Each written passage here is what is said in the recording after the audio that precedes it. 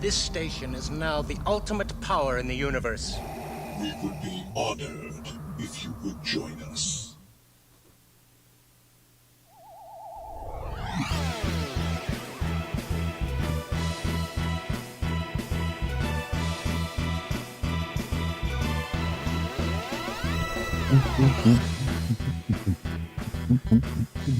Hello, everybody.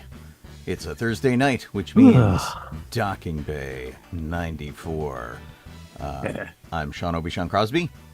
This is Jeff Donoho. I'm Colleen Crosby. And welcome to it. You could be listening to us on sci-fi.radio. You could be watching us on Facebook, on YouTube, on Twitch, or any of those things. Except for last week's episode, which got booted on Facebook. Boo! We showed that Super Mario movie that SNL did, and I guess they didn't like it. So NBC dinged us on Facebook. Dumb NBC. No, Dawn, actually, Colleen's mic is on. It's boosted all the way up. I think she's just being really quiet tonight, or she's got it kind of far away. I don't have it that far away. Really? Yeah. Because I made sure. I could hear me earlier, but I can't hear me now. What your thing is red, right? Red. Hello. Oh, I can hear it now. Maybe it needs to be pointed at me more. Maybe. Because we heard her earlier. I made sure. I'll speak into it like this. Hello. Hello in TV land. That's pretty funny. Hello, Alan and Kelly and Hugh and Sam. Yay! The gang. And Hope hello, everybody's Dala. doing well. Yeah, David on the other side. Let's see. And Don is listening on YouTube for some reason, or listening. Well, whatever works. Hey, there's Laura. Alrighty. Yeah, it's so Jeff was out sick last week. Yeah. Feeling mostly better this week. Yeah, mostly. Good. Now Colleen and I are zombies. Yeah. It's the stupid vaccine I got make me not feel as well as I should be feeling. So. Yeah, well, but it's important. This one for tetanus, right? Yeah. Yeah. Tetanus. Yeah. So it basically gives you flu-like symptoms afterwards if you have side effects. And by golly, what fun I'm having. Well, and now we can poke you with sharp metal things. And Which is always a danger in yeah. what you guys do with your cars. yeah. Well, and anything else that we do, any prop stuff, and I'm like king of X-Acto knives. Hey, Eric. Hey to Lori and Linda. I have done that thing in X-Acto. What the? Come on, man! Don't do that. Well, Exactly. Yeah, it's something fell off and hit my keyboard, and I was trying to adjust my camera here. I have done that thing from Young Frankenstein, if you remember Young Frankenstein, where he stabs himself in the leg with a scalpel. I've done that with an X-Acto knife. It rolled off the table. I have pretty good reflexes. I caught it, and I pulled it to myself, and I stabbed myself in the leg. It was a big old drag. Good job. Class dismissed. Howdy, Talonthorn. Okay, so, Jeff, you talked about your first doctor visit, and you've pretty much been taking it easy, right? Yeah. I mean, That's good. Well, work, but yeah, coming Well, home and yeah. just hanging out. Yeah, it was like, and it's the first one I had since before COVID. Basically. So it's been a while since I actually went to the doctor. Other than that, it was like the telehealth calls. Right. Yeah, So I feel you there. yeah. I went out for a really good sushi meal on Saturday. Yay. It was great. A couple of girlfriends and I went out and got some delicious sushi, and one of the pieces of sushi even had flakes of gold on it. It was very, very like fancy. the Jägermeister of sushi. Yes, Jaeger sushi. Which and so you may be like, oh, sushi, okay, whatever. No, this is really kind of a treat for Colleen because I don't like sushi. And so when we go out, unless we find a sushi place that also has like teriyaki or something that I like, we don't go out for sushi. Well, what's funny is Christiane thought that I was the only one who was in that position, but apparently Laura's husband doesn't like sushi either. So we were both very excited to be participating in the sushi meal. I've tried it. I feel like it's wasted on me. A lot of eating sushi is, you know, like eating a tongue. It's like depends on the sushi. I mean, really do anything. Like, I've gone. Maybe it was only one time I went. Gosh, it goes a little more than that. But went to one with Matt a while back in Fullerton. It was really good. Yeah. Yeah, amazingly good. Well, I am perfectly happy to leave it for you guys. And Well, I then can't even really have it on anymore. Sunday, Sean and I went to. We started out with Disney California Adventure and then went over to Disneyland, and we met up with Becky and Becca's daughter, and just sort of hung out, went on some rides. We looked for Moira. We did not find her. Right. She was not working shawarma 1 or 2.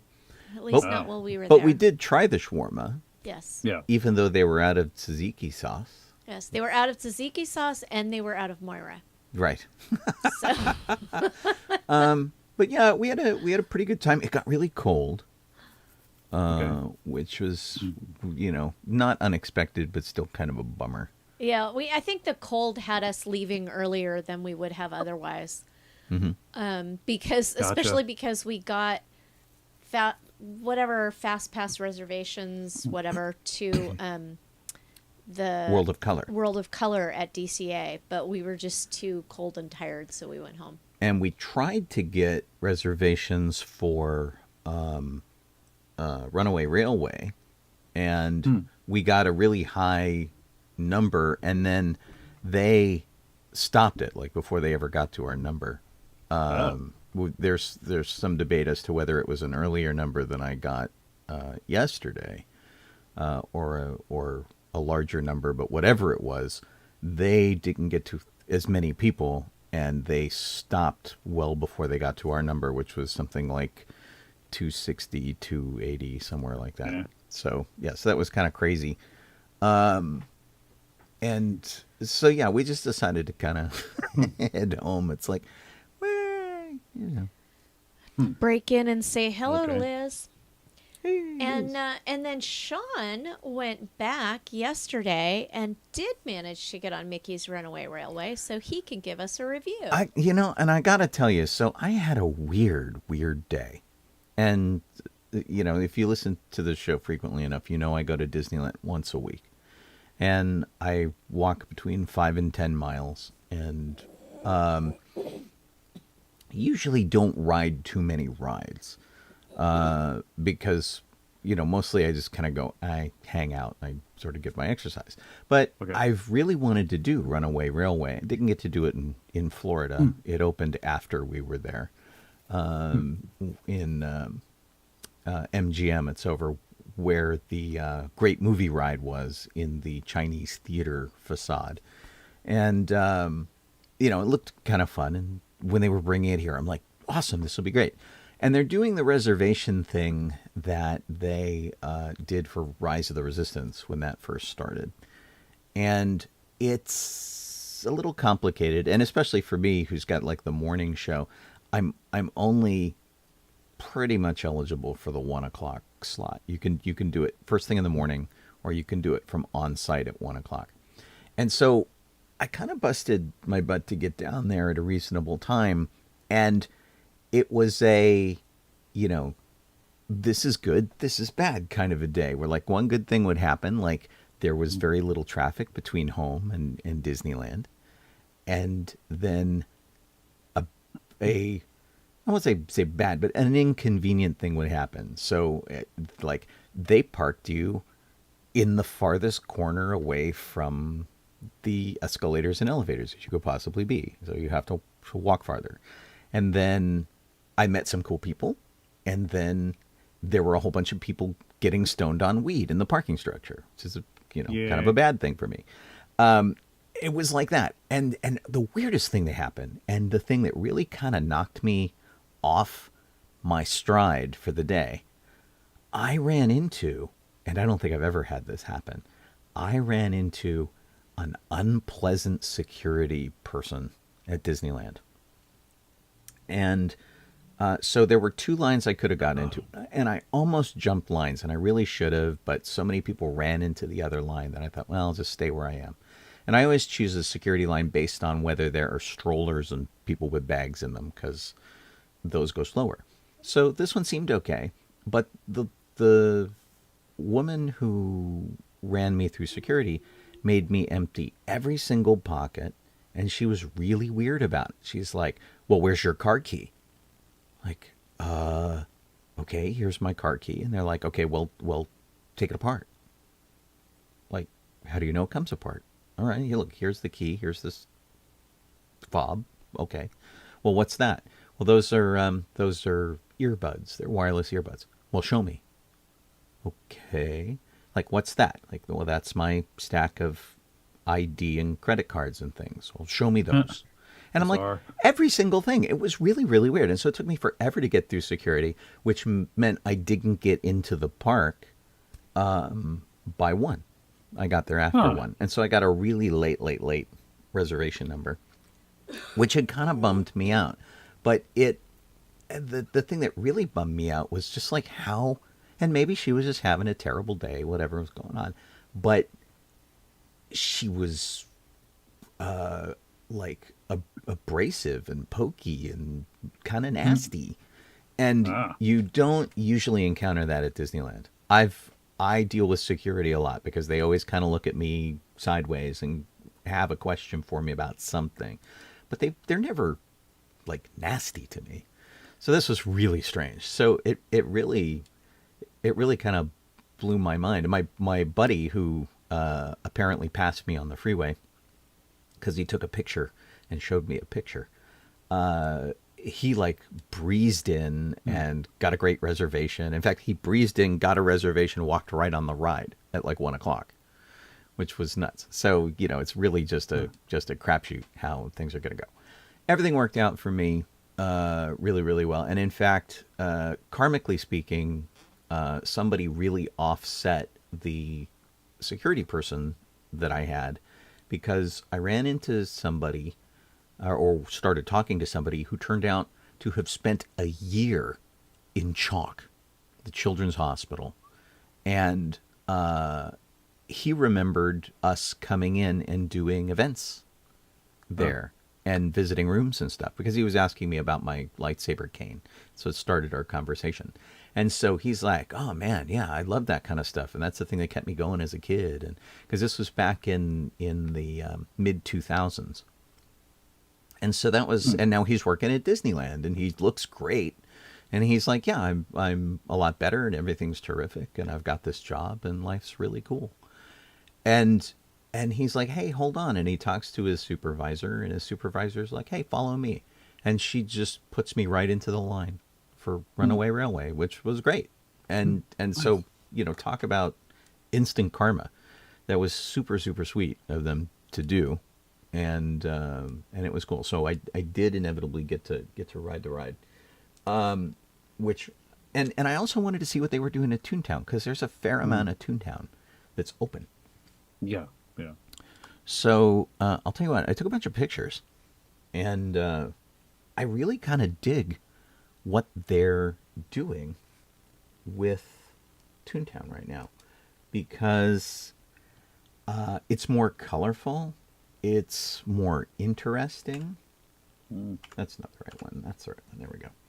And so, you know, they've like redesigned the sign. They've integrated more of their characters into it and things like that. Made it a lot more festive and different. I still haven't figured out what all of these various community groups are that they've got signs for. Some of them are, you know, like Toontown Handy Helpers, kind of makes sense, but I don't know what this WJW thing is. That's going to take some poking around to see. But they've got all sorts of plans to redo this and to open things up and to make things a little more festive. And honestly, Toontown for me was an area that had languished quite a bit. It didn't really live up to its potential. It wasn't really a spot that people gathered in too much the way they wanted it to be. And I think people went for the Roger Rabbit ride or Gadget's Go Coaster and then kind of bailed out. So they've got all sorts of interesting plans going on. And a lot of it is fenced off. And we just found out that they pushed the opening date for Toontown. Yeah. Now it's going to be, the 19th of March, I think. So, and they moved it like 2 weeks, I think, from what it was originally going to be.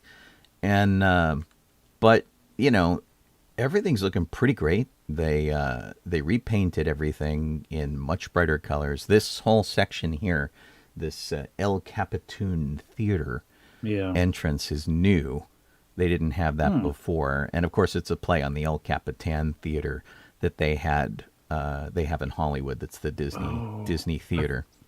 The WJW you're talking about? Yeah. It's the Woodchucks, Junior Woodchucks. Oh, the Junior Woodchucks. Okay. Yeah. Right on. Thank you, sir. No problem. So anyway, the whole theater is completely themed for this movie. The Lightning Lane entrance was getting some action, but not a ton, because it's you have to pay separate for it, and so I think it's like $20 a person to get in, which is a little nuts. Yeah, just a tad. Yeah, so, and that was nothing I was going to do. This is the exit, which the engineers' souvenirs, they don't have souvenirs in there yet, so they've got everything blocked off when you walk out. You just walk through kind of a tunnel. Gotcha. But that's where the souvenir shop will be when you get off. Nothing yet. Cool. And then they just took a bunch of the buildings. They've revitalized some of the gags that they had. This courthouse used to be the planning commission that the sign ran off the sign because they were poor planners. And I really just kind of dig everything that they did in punching it up. It looks so much better, I think, than it did before. This is a cast member. I was taking a picture and she jumped in the picture. She was very sweet and funny. This is the picture without her. Nice. But anyway, just a fresh coat of paint really does make a good deal. And of course, nothing is open. None of the ice cream places. The only thing you could get to was the bathroom, really. They completely changed the backdrop too. Of the hills? Yeah. Yeah, I think it looks better than it did because it was before. just vague hills before. Now it's got all the little farm and everything. Yeah. Well, and it also has the perspective's better because of it, I think, which is pretty great. And then everything you remember is still there. The Roger Rabbit cartoon spin is there. The insurance place, the gag factory still has all the gags. Everything works. The post office works. All the little things that we saw. But, the new coat of paint just really punches everything up. Well, that's nice. Yeah. I think they took out the fountain and put the grass area. Yeah, but there's a fountain coming back. They're like adding an additional fountain, I think, that you can play with more. Okay. Cool. But anyway, they let you kind of wander around some of the other parts of Toontown to play with them once you got off the ride. And that was kind of a nice thing for them to do instead of shuffling you in and shuffling you out.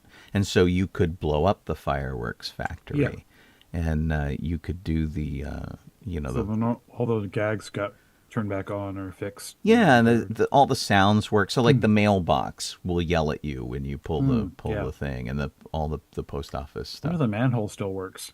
There's a manhole cover that. Yeah, you step and on I it. meant to Yeah. go try it, and I didn't do it. So there's a puppy that pops out of the window. I don't remember if he was Yeah, there with the before. fire engine. Yeah, yeah. But he's in Yeah. the firehouse, which is cool. And of course, the crushed safe that you can pose under. Anyway, it was super cool. Yeah.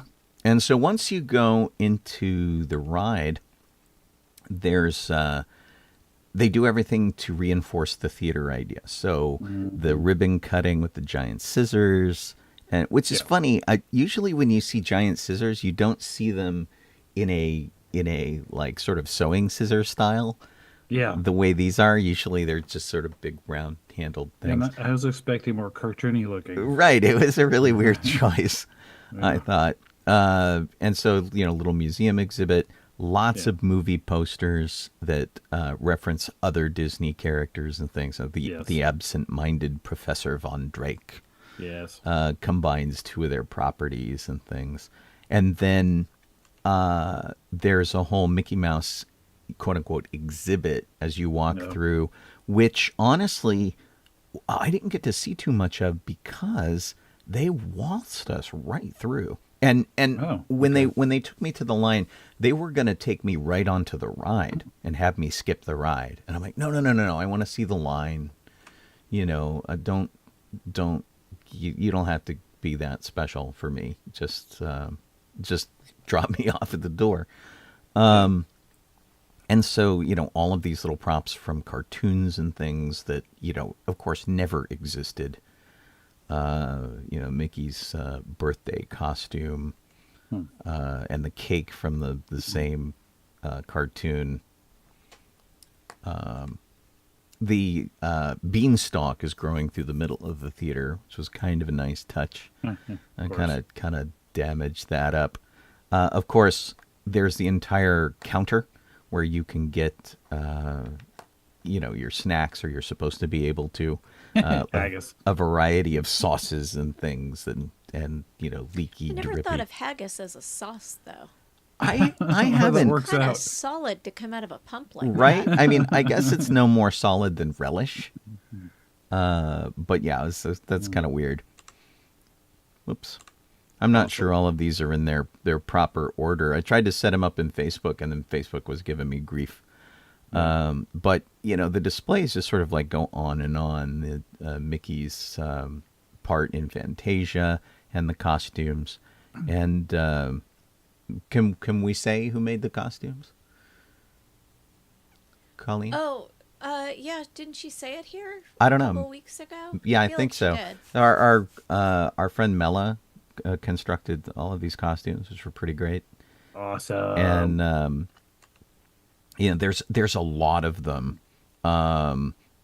There's like a sort of Prince and Pauper one in here, which I couldn't get to because they had blocked so much of the line off. Because honestly, there just wasn't that much of a line.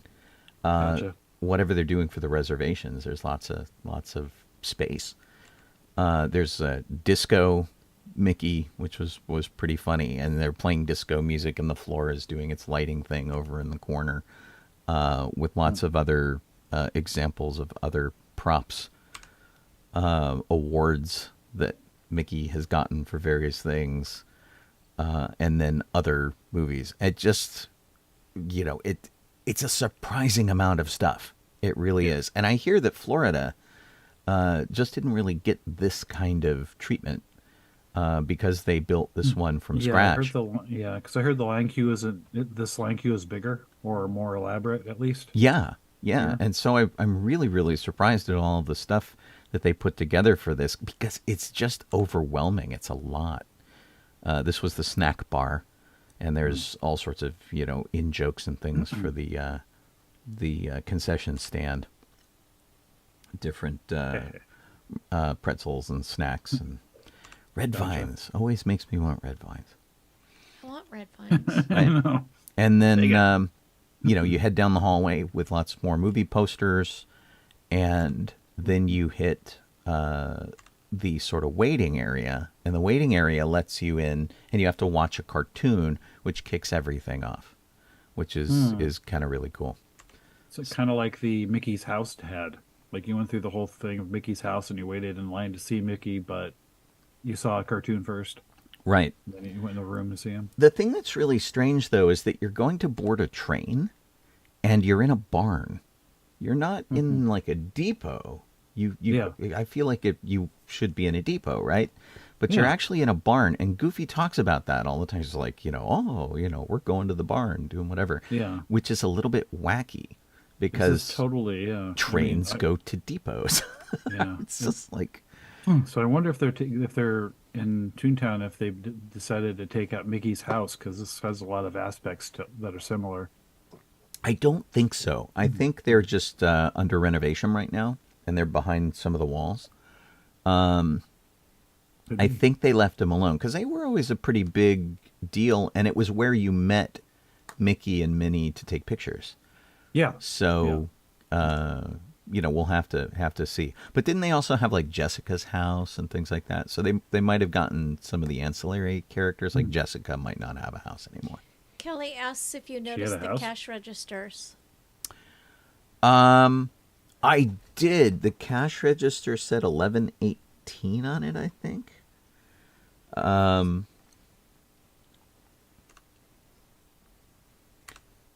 I got a really good look at the control system for the ride, which I thought was kind of neat. And this is one of those trackless rides, and they really take some good advantage of it. Anyway, I have a whole bunch of pictures of the ride and stuff, which I'm not sure you guys want to see because I don't want to spoil it for you. Yeah, I haven't really. But they put you on this train, and the train holds a ton of people. I think you can see here it's like 4 across and 2 rows deep on each car, and each train has 4 cars, and it's pretty great. And they did a lot of pretty awesome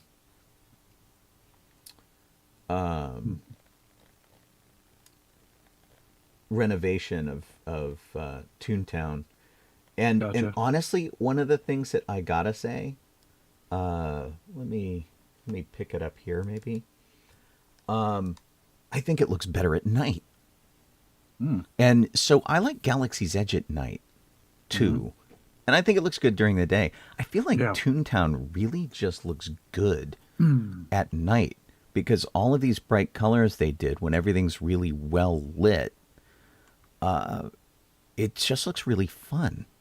And so I actually spent a lot more time. These were the groups. They were up to 295. I think my group was 267 when I went in. But yeah, Toontown, I think, just really looks amazing in the dark. Yeah, with all the lighting on it. It's cool because I mean, like. It's like the Pandora that's in Florida is amazingly at night because they do the bioluminescence effect, and it's really, really awesome. So I'm glad they made this look good at night as well. Yeah. Just some notes. I sent this picture to John Bryson, our resident fireman. Just a couple notes. The ride itself, I think, is worth it. I think it's really, really fun. And the interesting thing about it, because it's a trackless ride, it owes a lot to a lot of other rides in the other theme parks. It's like you can kind of, see where they took this from this ride and this from that ride, things like that. The only complaint I had about the ride was a complaint that somebody else had made before me, which was... they do a lot with Mickey and Minnie that are projection characters who have their face projected on them. And because of the artistic style, they're breaking some very, very basic rules of Mickey and Minnie, where like their eyes are on both sides of their head, but their nose isn't, and things like that. And I think it's part of their new artistic style that they're doing, which is really fast and loose. Ren and Stimpy. Yeah, it's not even Ren and Stimpy. It's That's what it reminds me of. different than that, because Ren and Stimpy was all about being gross, and these are Yeah. like really clean lines. They don't get disgusting the way Ren and Stimpy did. You gotta watch the cartoon. Of Ren and Stimpy. No, the cartoons that this is based on. Oh yeah. Oh, and I have, but it's not the same kind of thing, because we used to It's watch. not gross out, but it's just like, We used to watch Ren and Stimpy, and the artistic style was always kind of gross. Whereas this is pretty clean stuff, but it's yeah, I don't know. It's one of those things I think it's got to grow on you. But the ride is fun. The songs are catchy. You will find yourself whistling the stupid thing on your way out. yeah. The As long ride. as because like the only drawbacks haven't gone on the ride, so I don't know. When I get on there, I can make a better assumption, or not assumption, a better opinion on it. Is that Disney's doing a lot of projection stuff now, like rides and everything, and I really hope that that's not something that's mainly what this ride is. Like you're going from one screen to another kind of thing. There is a lot of it. Little train. There is a lot of it, but because you're in a cartoon world, it works. Okay. And a lot of it is projection mapped. So you'll have like a 3D set that the projection is over, and it kind of works. The projections I'm talking about, they'll have like a clear head, and they'll project from inside the head the features of the character, and it doesn't always work. Yeah, the Frozen Ever After, it's like it looks terrible now because it's all fading and looking awful. Right? Yeah. No offense to Sam Neville, but he's retired. John's getting there. He's hot on your tail. But anyway, if you get a chance to do it, totally do it. I was fortunate enough because they did call my boarding number. I actually did it twice in one day, which was pretty good. And it was the second time kind of better because I knew it was coming. And the first time you get whiplash because you're trying to see everything. And then the second time when you know what's coming, you can kind of calm down and look around and go, ooh, okay, cool. Ouch. And then just another side note about Disneyland. Today is 2/16. It's Porch Day. I didn't get to sit on the porch today. I did yesterday. But I'm hoping some people went and sat on the porch on Main Street at 216 Main Street. That's where the old Intimates store was. The Wizard of Bras held court there. And it's the only place on Main Street with a porch you can sit on. Largely, I think, to help out the uncomfortable men who didn't want to go in the Intimate store with their wives. Yeah. But it was kind of fun. Anyway, it was my day ended well yesterday. It started badly. It ended well. Oh, good. And that was good, yeah. And somebody pointed out to me, a cast member that I talked to said, hey, at least you got the really, really cranky security person, because if somebody had like come in from Iowa on their vacation and ran into that, it would have been really unpleasant. Because I considered, and I've never considered this before, I almost considered complaining at City Hall about her. I ended up not doing it. But Good. it's kind of weird. But that person from Iowa, they pointed out, probably would have. All right, well, let's jump on to Star Wars, Jeff. Hey. Da-da-da-da-da. Don't get us booted. I know. So, we'll start with the birthdays. February 11th, 1915 is when Pat Welsh was born. And Pat, she only has about 3 credits on IMDb, but Pat was the voice of Boushh in Return of the Jedi.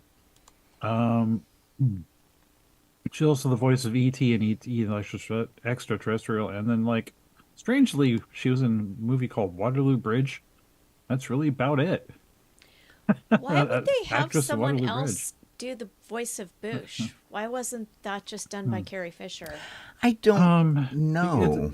I mean, if she did the voice of ET as well, so that it may just be because they wanted a unique sound to it without having to fiddle with it very electronically. Yeah. And what's funny is that the credits you mentioned, Jeff, are the only 3 credits that she's got, Exactly. which is really pretty strange. But I'm thinking about the Bush dialogue, which was Yeah. stuff like, Iote, Iote, Iote. Like, really, you couldn't Yeah, have yeah, had yeah. Carrie Fisher do that. Yeah. But I'm sure they wanted it to sound more alien. Yeah. Yeah, I mean, they fiddled with it a little bit, and then, yeah. So, Yeah, whatever. yeah. Does make one Second scratch the birthday. head. Ouch. This is Second a good birthday. is February 15th, 1927. It was Harvey Korman was born. And people for Star Wars will know him from the holiday special as Carlman, Chef Gormanda, and Dromboid. And boy, I didn't even bother to look at IMDb because he has a large number of credits. A lot of it being like, Carol Burnett show and Blazing and Saddles, tons of other stuff. Radioland Murders. Yeah. He's done so much stuff. Yeah, insane number of stuff for him. Yeah, and if you don't if you don't know who Harvey Korman is, you might need to watch more classic stuff. Yeah, yeah. I guess there's a series coming out for History of the World Part 2. Harvey Korman was Count de Money in History of the World Part 1. Yeah. Which is the same joke in Blazing Saddles. Demonet. And then he was in The Muppets. Yeah. Too darn funny. Yep. And then of course Tim Conway always trying to make him laugh when they were doing Which Carol wasn't Burnett, hard, which apparently. was so hysterical. Martin. And the last birthday is February 16th, 1945. And that's when Jeremy Bulloch, a.k.a. Boba Fett, was born. Original Boba Fett. who And, got the job as like a day player. Pardon me. Yeah. He was doing a play, and they're like, "Oh, just do this. It'll be fun. It's like a 2-day thing." No problem. And But yeah, and the credits he has, the good Lord, he didn't just do Star Wars, folks. Good golly. Doctor Who. We played a bunch of music for him on the show today. He was in Yeah. Doctor Who. He was in 2 James Bond movies. Yeah. Yeah, he was a busy guy. MI5. Yeah, jeez Louise. It's yikes. Yeah, there's a lot. 100 some odd credits to his name. So he was busy fella. Nice. And then you actually got to see his face in The Empire Strikes Back because right after they have a battle with Luke Skywalker, he grabs Leia as an Imperial officer and like drags her out. It's really kind of funny. But he's also like Boba Fett in about the same scene. Yeah. Movies are confusing. That's pretty funny. Wah, wah, wah. Regular Star Wars history, February 12th, 1978 is when Splinter of the Mind's Eye was published by Del Rey. First extended universe novel, not at the time extended universe, but now extended universe. Right. It is definitely in the Legends category. Yes. This book was written by Alan Dean Foster, who ghost wrote the original Star Wars novel on behalf of George Lucas. George Lucas put his name on it, but Alan Dean Foster wrote it. He's a tremendous author who has written lots of other stuff. But Splinter of the Mind's Eye was a story that was written just in case they didn't get a lot of money to make the sequel to Star Wars. Yeah. So if they couldn't do what they planned for Empire, they were going to go with Splinter of the Mind's Eye. Yeah. And it's a good story. It's actually pretty interesting. It's a little cringy these days because there's the Luke Leia romancy kind of thing, which hadn't been dispelled yet. I have a total soft spot for this book. I love the book. It's got great Ralph Kyber McQuarrie crystal. art. Yeah. They introduced the Kyber crystal, which is what Vader was looking for to enhance his Force ability. And I got my copy of the book from a really cute girl in junior high I had a crush on. she Okay. she came up to me and I'm like, "You're coming here to talk to me. What's up?" And she's like, "I read this book and I thought you might like it." And I'm like, "Yeah, was it for me?" Oh boy. Yeah. Oh, and hey, Chris is now watching, listening. December 5th. Oh, what is this? December? Shouldn't this be I don't know. This is December. It should be February 15th, 1995. Dark Forces released on PC. Huh. Yeah, that's why it says 12. Our document. That's really very strange. I'm double checking the date here. This says February 28th. Yeah.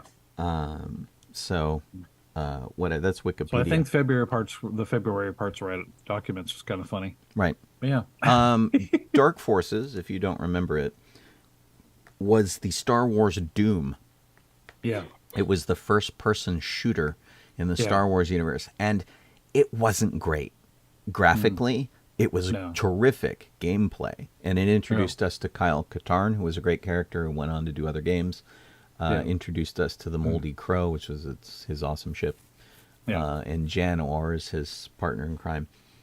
It was a great game, but the graphics just completely sucked. Yeah, wasn't it where they introduced like the Dark Troopers? Mm-hmm. That's where Dark those Troopers kinda came from. If you saw them in The Mandalorian, we were introduced here. Didn't last long on Mandalorian. Phase 1 was like a Terminator. Phase 2 was like the Dark Troopers that you saw in The Mandalorian. And Phase 3 was a dude in a suit, which was awesome. And so the main bad guy suited himself up,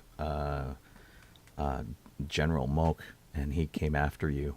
And that was the big bad you had to fight.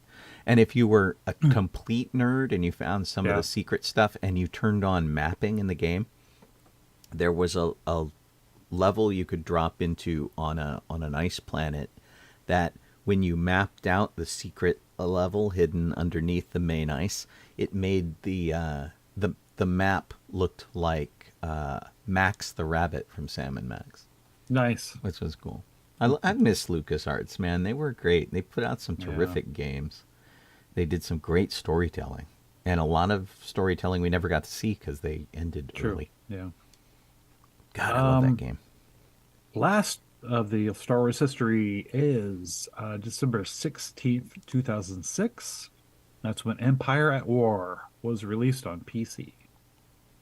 That was actually not that long ago. That was a weirder game where it was more like a strategy game. Yeah. I didn't get into that as much as I got into Dark Forces. God, I can't believe it's that old already. Yeah. 1995. That's crazy. Yeah. And that's Let's all the move on history to we got theme for Star parks. Wars. While you're sitting there thinking about being old. Well, we already covered Mickey's Toontown. Yes, that's what's crossed out. Food at the Toadstool Cafe in Universal Studios. And this is Nintendo Land. Nintendo Land, and it's probably something that you'll want to share. Let's see if there are images. I'm trying to load the Oh, page yeah, up. totally. Yeah, go ahead and share this when Sure. you get a chance, Sean. That's pretty cute. There are a lot of people who are pretty excited about this. Although I guess they're just on the verge of opening Nintendo Land. Oh, I thought it was already open. No, but a lot of people are going to it, Yeah. which is the thing. Owen and Casey have already been to it, so. Yeah. So are they doing soft openings? Yeah. Yeah. All right, here we go. Super Nintendo World and the Toadstool Cafe. Yeah. Okay, that's funny. What? The Piranha Plant Caprese. Oh. Yeah. It's got its little sort of like Audrey 2 plant, Yeah. which you were then expected to eat before it eats you, I guess. The cheesy garlic Looks knots like are tomato. supposedly in the shape of mushrooms, but no mushrooms. No are actual actually in mushrooms. it. Yeah. So Yoshi's fruit and veggie salad. Cool. Superstar chicken salad. I wonder what those stars are made of. The super mushroom soup. So I'm guessing that you get to keep the bowl, which is really neat. That's cool. I like the bowl. It's Yeah. really fun. It looks really small, Yeah. as you know, in terms of the food portion, judging by the ginormous spoon next to it. I'm wondering though. It's a cup of soup. You'd have to bring me with you because you would Oh, need the Because soup. I'm not going to eat the mushroom soup. No. Parmesan Superstar. So the main star is made out of cheese in that Superstar chicken salad, That's fun. and star croutons, Oh, stay away from Mario Burger. mushrooms. Yep. Bacon, mushroom, cheese. I figure everything's going to have frickin' mushrooms on it because that's such a staple of the universe. It just makes me sad. The Luigi burger is pesto grilled chicken. And it looks really green. It's kind of odd because it looks like it has bell peppers on it. Brioche bun with a side of truffle french fries. Yeah, it does look like it has peppers, but they don't say that, Yeah. which is weird. But Yeah, honestly, that's it looks like it's gone bad to me. Fire flour spaghetti and meatballs. We don't get a picture of that. The Mario Mini Burger Adventure Set. Cheeseburger, french fries, corn on the cob, broccoli, and a gold coin cookie. That's kind of fun. The doubling That's neat. down on the starches is weird. Hmm. Like they've got the corn and they also need the fries. It's Yeah, it is a little funky, but Yeah. it's a very small portion of corn, which seems to Yeah. be anchored by broccoli. yeah. Well, I mean, it is a kid's meal, so Tiramisu flavored mystery block with a white chocolate power up inside. Mr. Yeah. Beanpole cake. That's kind of fun. Different I layered try the Mr. cake. Mount Beanpole cake. Oh, It's a Mount Mr. Beanpole. It's a Mount Beanpole. Sorry, I said Mister. Or I'd eat the Princess Peach cupcake. Except that you have to go to another castle to get it, which is a real drag. Well, that's fun. I like some of these.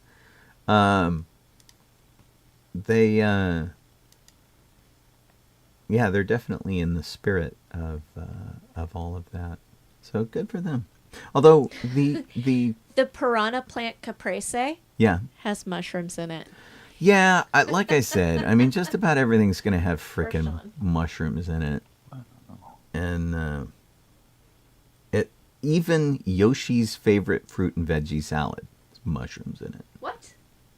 It does. Mixed greens, star fruit, strawberries, blueberries, radish, mushrooms, tomato, cucumber, Yoshi egg croutons, and raspberry vinaigrette. That's a weird mix. Interesting. Yeah, basically it's just all designed to make me cry. Huh? I would Neat. be interested This to is know so good. how high quality these are because a lot of them look like things that their quality isn't maybe as high as you would want it to be. Yeah.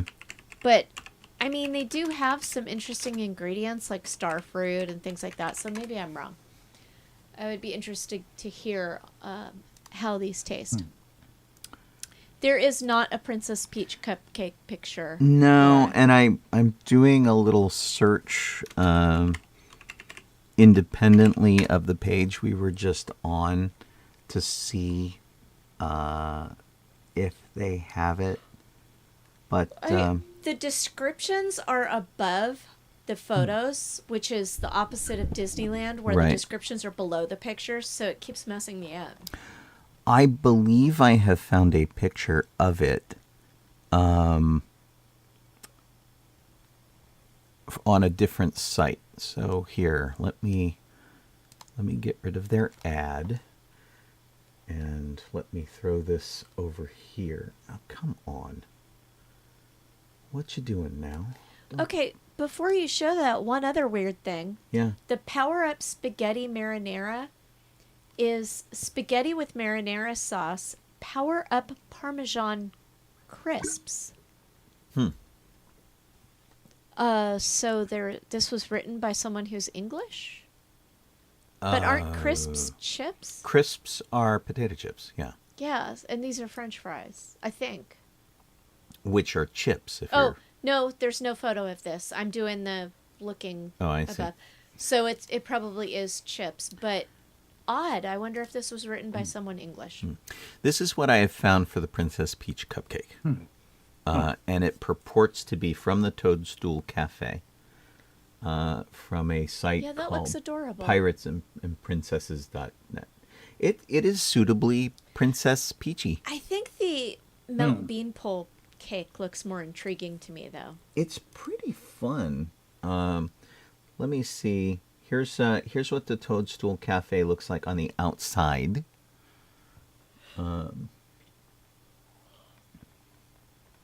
It reminds me of the Bulldog Cafe, kind of. Yeah. It's the inside. Not too bad. Let's see if they have any additional food here. Ouch. Ouch. Ouch. Oh, God, so many mushrooms. Oh, what is that? Oh, that's the Mario burger. Mario burger. And the Luigi burger. See, that has got to be a big old slice of pepper, right? Yeah, I think it is. Looks like it, yeah. It wasn't even in their description. Yeah. I think this is the official descriptions that went out from the place. Oh, Cheesy what is this? garlic knots. Oh, those are the ones in the shape of mushrooms. Right. That's the Chef Toad Short Rib Special. Ooh, that looks interesting. That wasn't on our other list. The Princess Peach Cupcake. The tiramisu box. There's a specialty beverage called the Superstar Lemon Squash. A fizzy lemonade drink with boba and star-shaped jellies. Okay, I'm going to say that this is definitely planned by British people. Lemon squash, that's a British-ism Right. for lemonade. And then And jellies. jellies. Yeah. All right, that... And James Taylor, apparently. Right. Oh. Just yesterday morning. James Taylor is just an ad for something else. I went Just to for the Mario people that Land. don't see that. Oh, Eric says this is all from Japan, so that makes sense. Okay, so we have an update I'd try anything without mushrooms. on the world of Frozen from Hong Yep. Kong. And that's at Disney. Yeah. And there's a photo of a half-built Frozen Land. Yeah. So I guess they're building Arendelle? Is that Yeah. Yeah. the thing? Alrighty. And there is a video that was provided by Disney Parks blog. All right, well, here is the picture we were just talking about. And what you can't see, because our big heads are in the way, there you go, is that there's a whole lot of dirt. But it's looking pretty cool. And big old frozen mountains. Yeah. Is that Elsa's castle at the upper left in the mountain? Yeah, up on the mountaintop, like yeah. it. That's kind of cool. Yeah. Interesting. I think we talked last week about how the show at the Hyperion is now going to be Hercules. I thought that was odd. It feels like such a Isn't throwback. it a weird choice? Yeah. Yeah, We kinda saw weird. casting notices where they didn't have Phil listed as a character, which made me sad because honestly, I would kill that. That would be great as Phil. Just saying. I think aren't they doing a live action film coming out soon? For Hercules? Yeah. Maybe. I don't know. Yeah. Are they still having Danny DeVito play Phil? I mean, it would make sense, wouldn't it? Right? That would be amazing. So here's the artistic rendering of the area. Looks very nice. Pretty cool. It looks pretty. So they've got the village on the left. They have the castle of Arendelle in the center. And then upper right in the mountain range, they've got Elsa's castle. And then on the far right, it looks like there's some sort of roller coaster-y ride. Interesting. Yeah.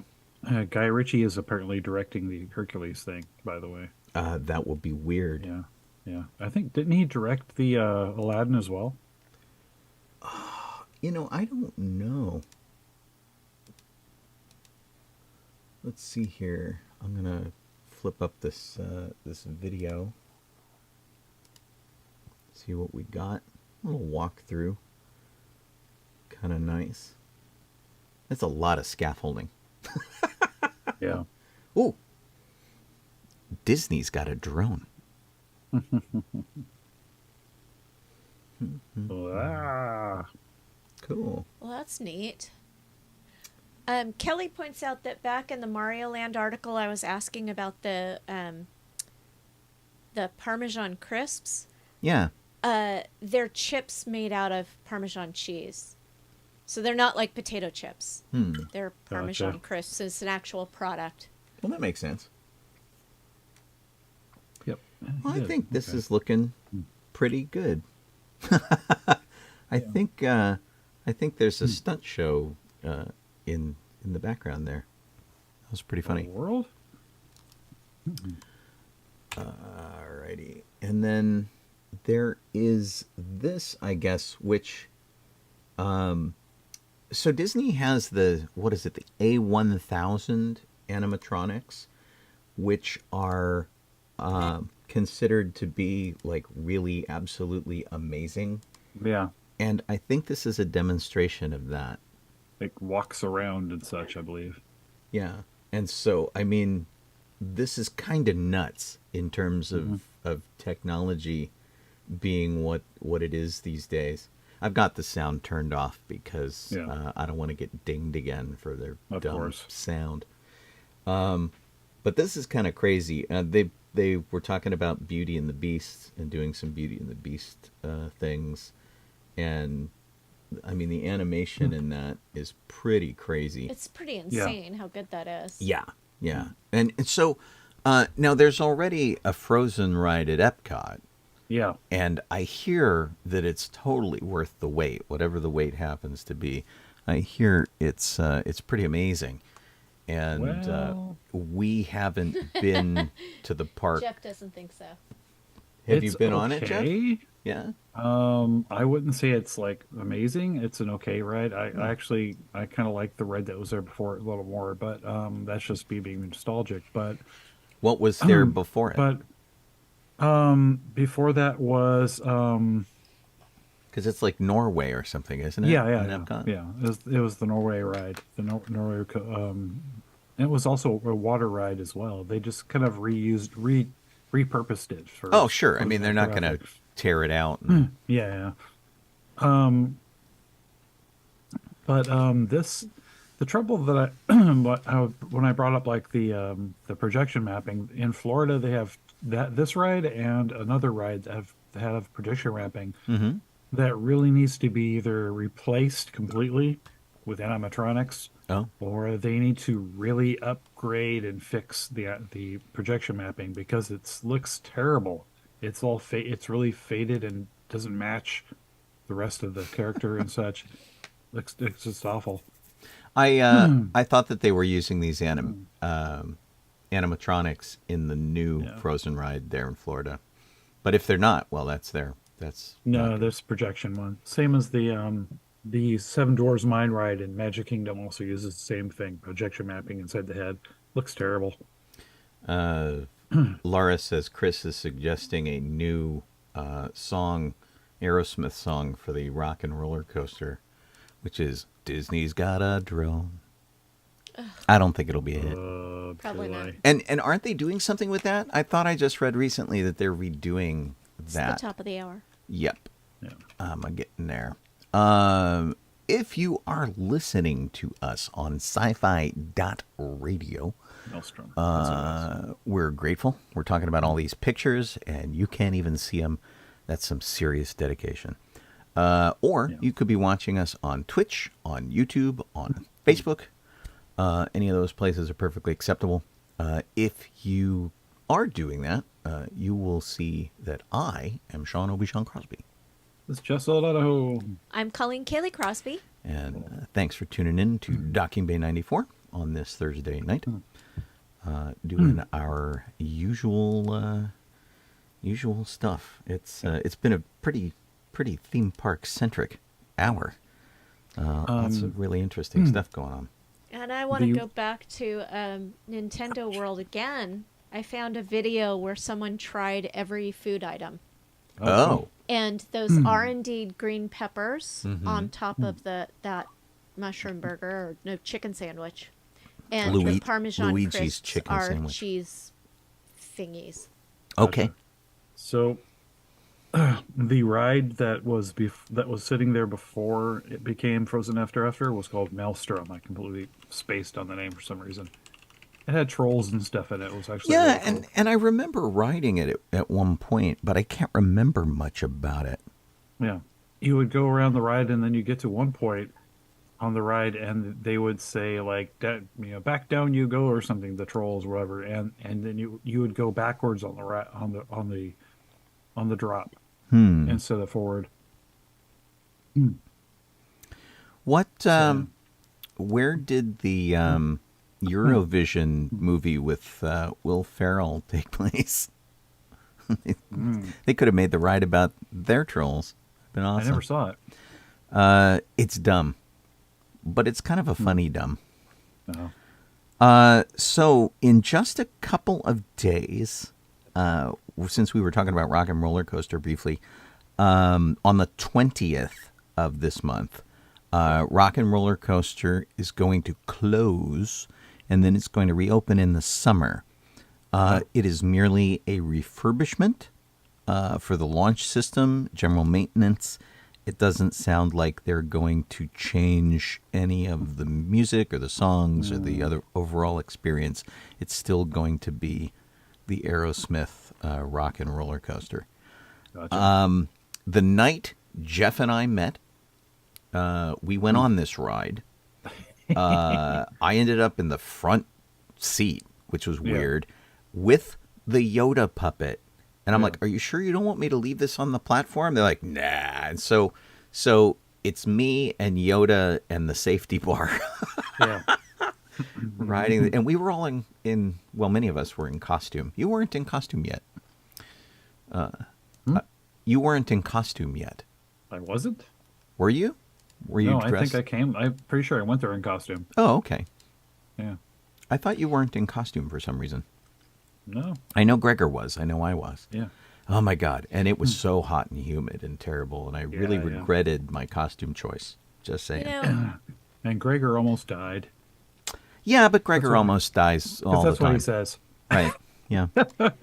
Something we didn't talk about at the beginning of the show was a really fun interaction that Sean had with some stormtroopers at Galaxy's Edge. Oh, my gosh. This was the weirdest thing. So, we're used to improvising and stuff as characters and things, but when we went to Disneyland on Sunday and we met up with our friend Becky, we didn't bound. We didn't really go in any kind of costume. We weren't bounding. We were just sort of under the radar. But I was wearing this hat. So I had this hat on. And apparently the stormtroopers did not like my hat. And as a result, they were giving me a hard time about it because it had the little Rebel logo on it. And I I expected that, and I thought they were just going to make fun and they were going to move on because that's mostly what they do. And so they're like pointing at the thing, and they're whatever their responses were about it, you know, asking me if I was, you know, a rebel, if I was going to be trouble. I told them that no, it's just military surplus, and that, you know, it's no big deal. It's I'm not a rebel. It's just a surplus hat. And so they dragged me around the land, which was really funny. Basically creating a shopping list. And so I don't know how long this went on, but they dragged me over to a case in Galaxy's Edge, and they would point at something. And I'm like, oh, okay, you want a Scout Trooper helmet. And the guy's like, that's affirmative. I'm like, oh, okay, well, I mean, I can add it to the list. It should I be starting a list for you? And oh, yes, that's affirmative. And then the other guy starts pointing at like backpacks and macro binoculars and things. And so I'm naming these things as he points at them. Like, okay, macro binoculars. And then he'll hold up two fingers. I'm like, oh, two sets of macro binoculars. One for him. And he's like, that's affirmative. Okay. And then he drags me around the corner, and he's pointing at Rebel stuff. I'm like, you don't want Rebel stuff. And then he goes down lower and he starts pointing at Boba Fett backpacks and stuff. It was absolutely hysterical and really fun, really super fun. And nice. Eventually we were right across from the cantina by this point. And so I said, hey, look, I'll tell you what, give me 2 days. I'll meet you at Ogo's Cantina. I'll have your stuff. And he holds up his finger and he's like, one day. I'm like, no, come on, man. You got to give me 2 days. I can't pull this all together in 1 day. I just don't have that kind of research. And you got to cut me some slack because you're not even fronting any money to me. And it was really super funny. And so eventually we split, and they went off to go harass some other people. And then as we were walking around the land, they came back again, and the stormtrooper came up to me and, you know, made sure he caught my eye, and then he offered me a fist bump as he went by. It was really funny. I had an awful lot of fun. And, nice. You know, I've talked to these guys before, but usually it's a pretty short thing. This went on for quite a while. And I kind of wish we had it on video, because it really was super fun. And I'm always impressed with those guys who are able to go through their dialogue tree and come up with enough. And then in my case, since I was the guy who could talk freely, I just tried to give them enough prompts so that they could play back with me. It was really fun. And I wish I could like download my brain or something, because it was really great. Nice. But yeah, I forgot about that in our recap of the weekend. Yeah, it was fun. Cool.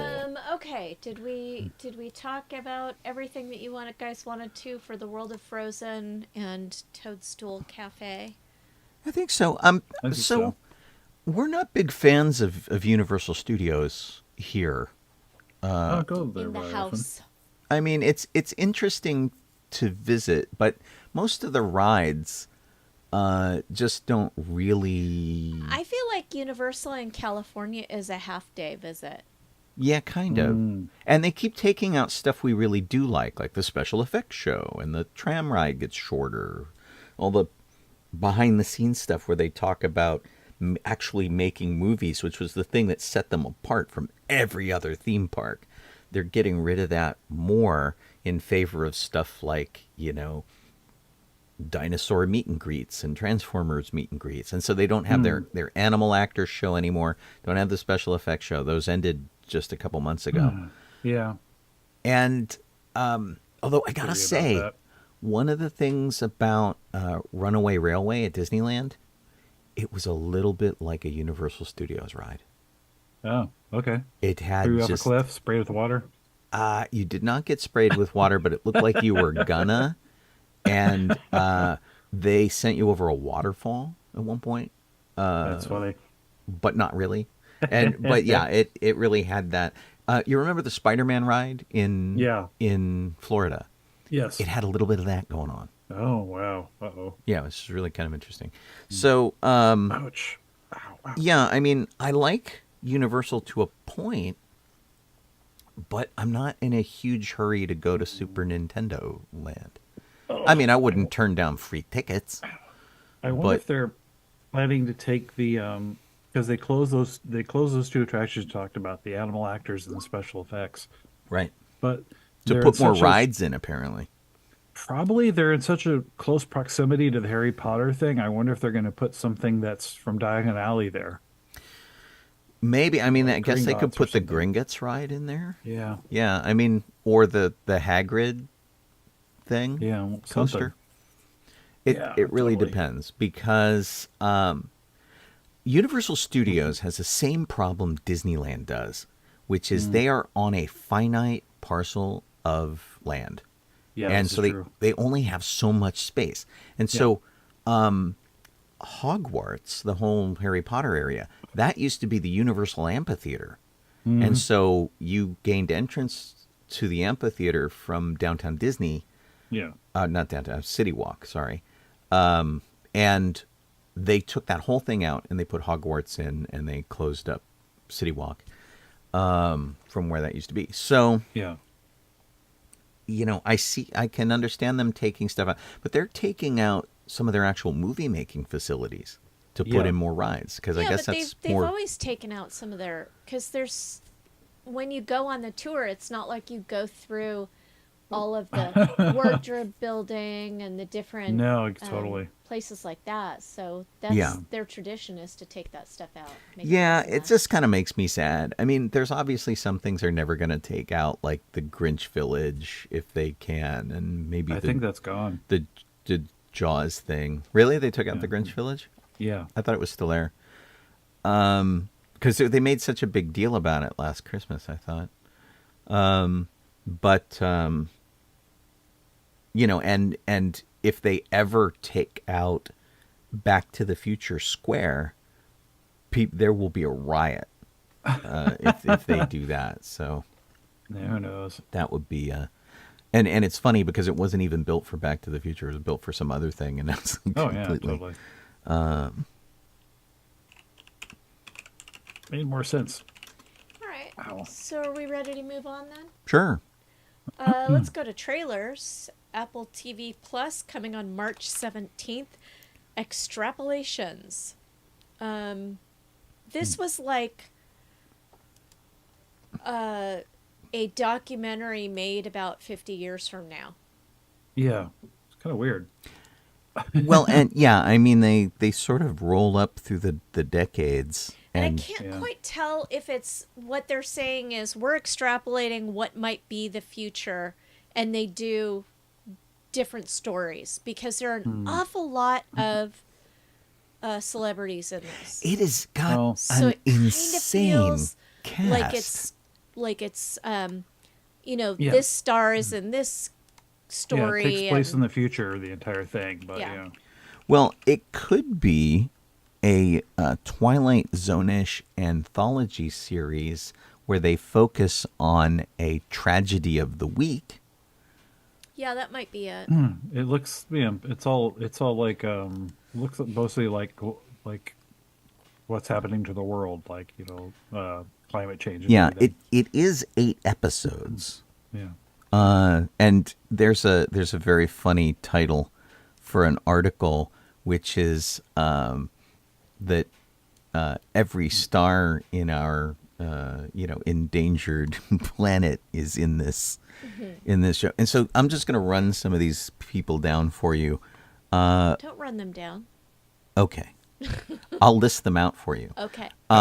Eliza Gonzalez, Toby Maguire, Marion Cotillard, Forrest Whitaker, Yep. Edward Norton, Kit Harington, Kerry Russell, Diane Lane, Meryl Streep, Sienna Miller, Heather Graham, Gemma Chan, Judd Hirsch, Matthew Reese, David Schwimmer, David Diggs, Michael Yeah. Gandolfini, Tara Summers, and I'm skipping lots of people too, by the way. I mean, there's just an insane cast, and it's very international. And my God, it just goes on and on and on and on. So, there's nothing that indicates that it is sequential storytelling, except that, like, Tobey Maguire is in 8 episodes. Yeah. And Forrest Whitaker is in 8 episodes and things like that. Yeah. But then other people, Edward Norton's in 1, Kit Harington's in 1, Kerry Russell's in 1, Meryl Streep. Yeah. So They'll probably give us another trailer closer to...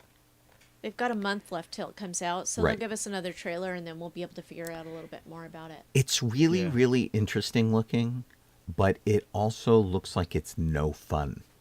And I'm sure that's the point. I'm sure they're showing you, like, hey, if we don't get our acting gear, this is what's going to happen to the Earth. Yeah. And Yeah, basically.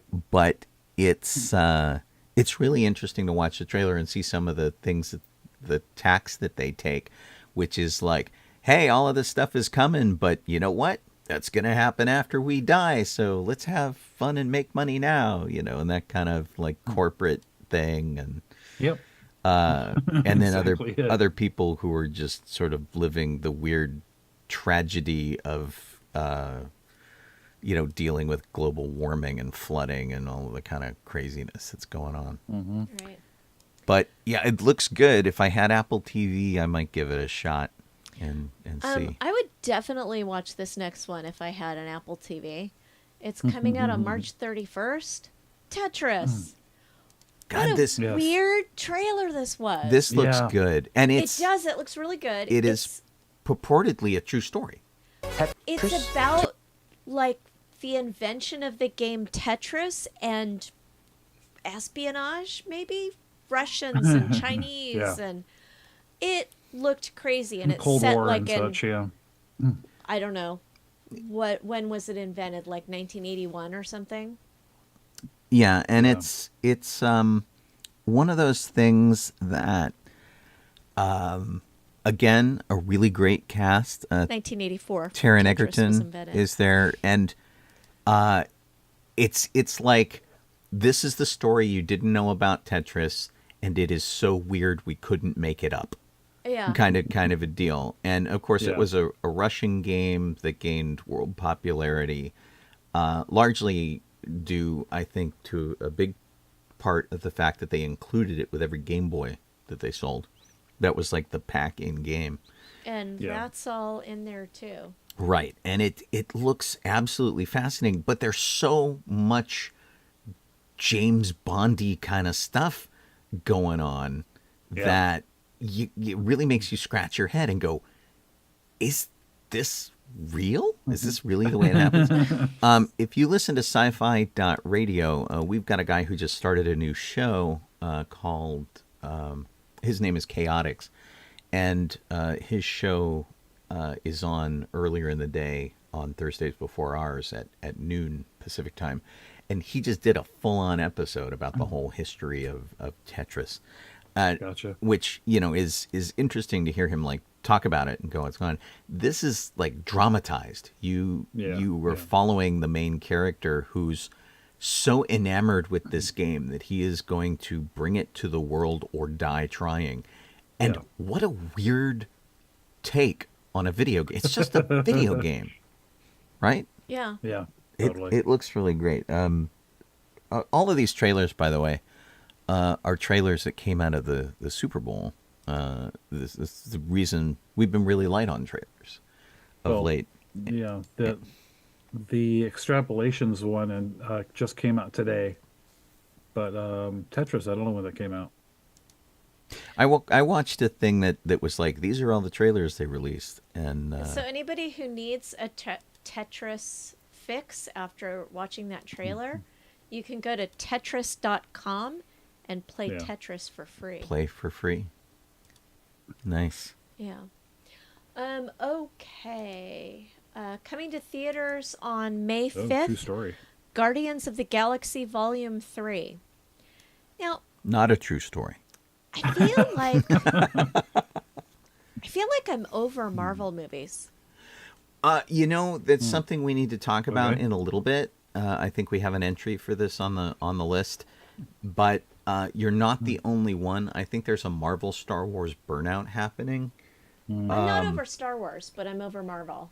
and as they enter this new phase, part of the thing that this trailer is showing us is a little bit of a different Guardians of the Galaxy. We're used to like a lot of humor and a lot of stuff. This one seems to get really serious.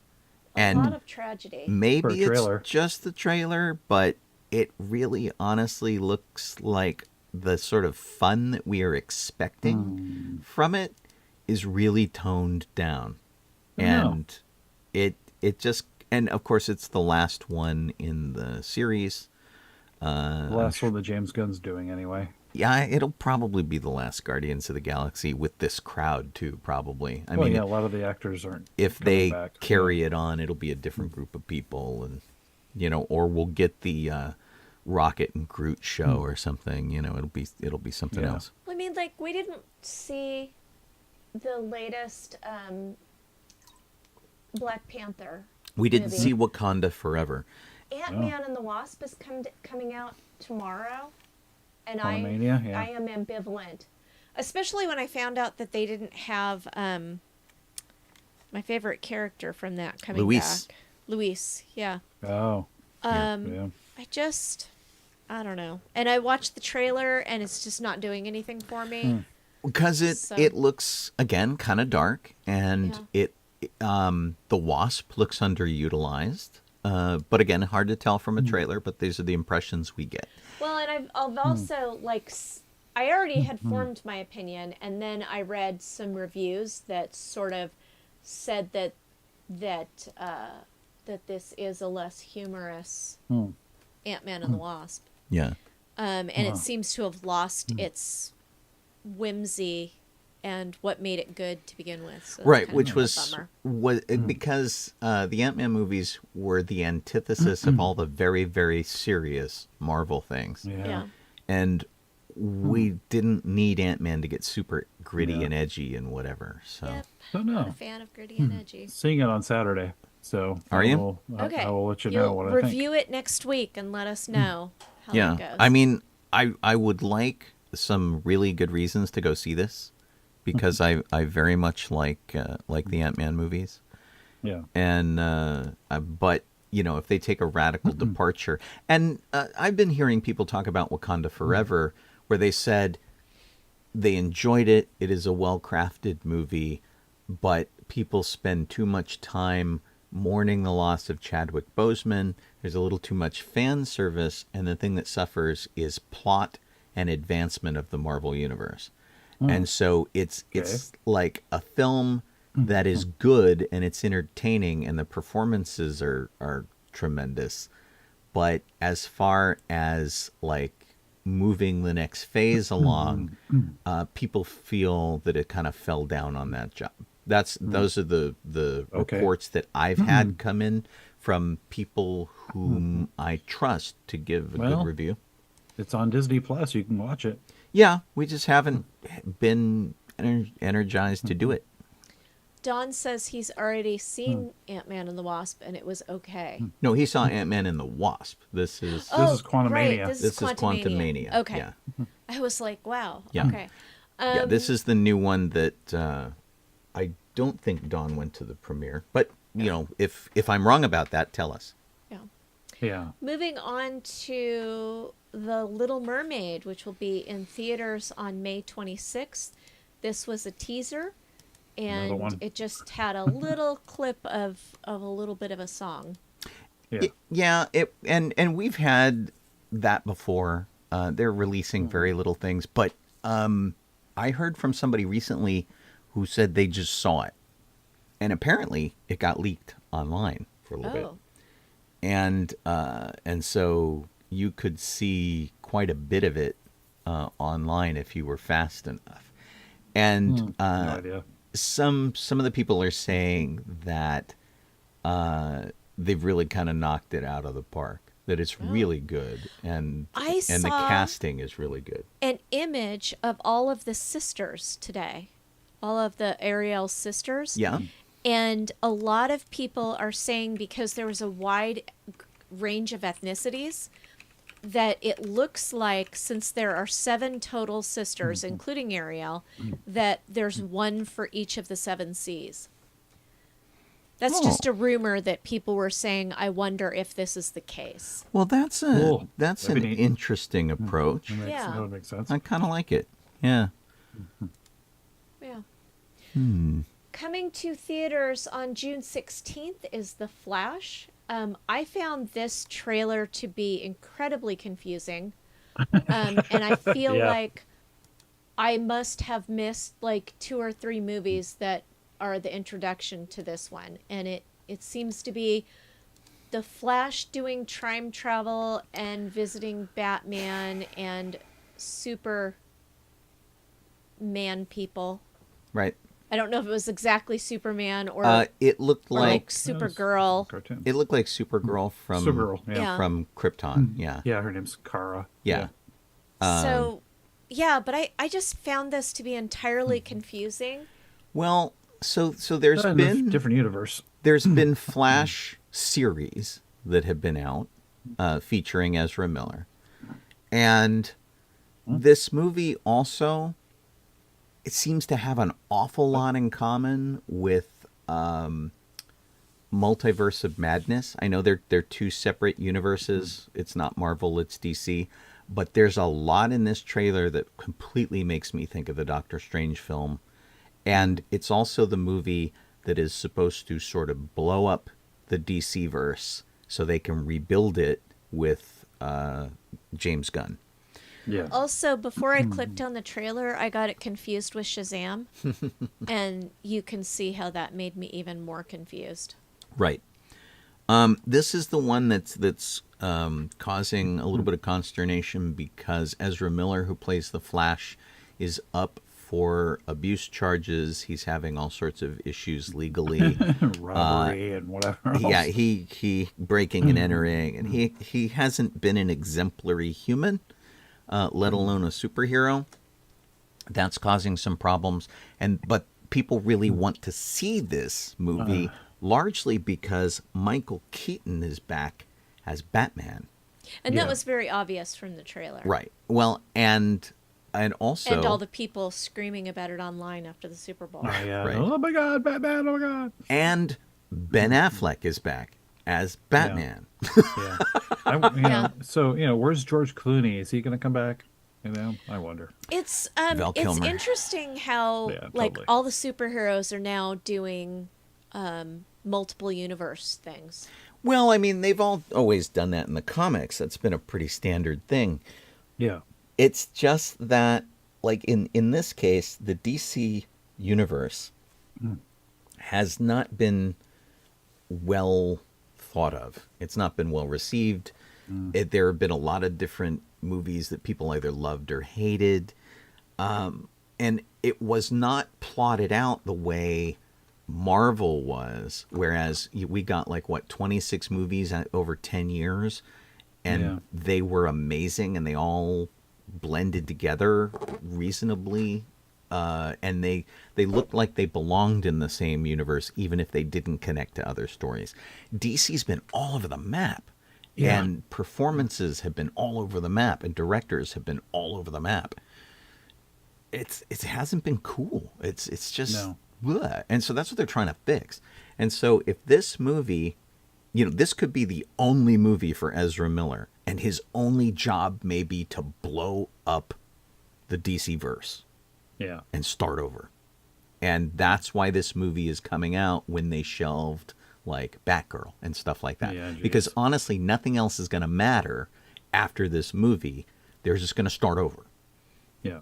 And like we're getting a Shazam movie, and I don't even know that it connects to any of this, but it doesn't I don't have think to. it does. No. It doesn't have to. So it's going to be really interesting to see. I don't like Ezra Miller. I do kind of want to see this movie. And, that's sort of a moral dilemma. I don't want to put money in his pocket in the same way I don't want to put money in Jared Leto's pocket. Yeah. But, you know, they've got something that they feel is important to say with this movie, that they're still releasing it, even though he's, you know, been kind of a trash human. Yeah. Maybe they can, hire Grant Gustin from the TV show or come in and do it for later on. I think that would be fine. I think that would be great. I have no problem with that. And finally, coming to theaters on June 30th is Indiana Jones 5. Woo! This looks like it was set in the 60s. Yeah, The Something early like that, 60s. yeah. it is, and it sort of sets up Indy as a little bit of a Nazi hunter, where he encounters a guy that apparently he's had encounters with back in the 30s, 40s. And he runs into him as an older man, as everybody now sort of kind It of is. also looks like there are several flashbacks. Yeah. Oh, yeah. And there's It's as loaded. the production of the film has been really interesting, where they've been de-aging Ford, which we've seen in a couple of trailers now. His stuntmen have been wearing young Harrison Ford masks, which have been really interesting. As they, you know, ride motorcycles and do all the dangerous stuff that you should not allow Harrison Ford to do anymore. Fly airplanes. Yeah, well, that's something he does in his real life that maybe Right. shouldn't happen so much anymore. Just need a golf course, he'll be fine. That's right. Yeah, he tried landing at an airport, and he almost ran over a jet. That didn't work out so well. Yikes. But so this could be really great, or it could be not. The fact that they're going back to Nazis is kind of an iffy thing. I Well, feel you know. like 4 was not what I had hoped for. Yeah, And so... and four was the 1950s, Yeah. and we got space aliens, which is what we would expect from a 1950s movie. Shouldn't we have spies for 1960s, though? I feel like that's would part hope. of what we're getting. I think Yeah. I think part of it is spy stuff. But the problem is that yeah. Indiana Jones isn't so much of a spy as he Yeah. is like a two-fisted man of action. And I think Yeah. part of the story with this is the fact that he doesn't fit in the world anymore, oh. Yeah. and has to come to grips with that. Oh, that'll be Yeah. interesting. Yeah, and as near as I can tell, and you know, don't hold me to this. This is just my speculation. I really feel like the, you know, serial adventurer just doesn't have a place in the 1960s the way things are going in that Right. kind of Boys from Brazil kind of way. Oh, don't know. I mean, John Rhys Davies, so, I want to Yeah. see it.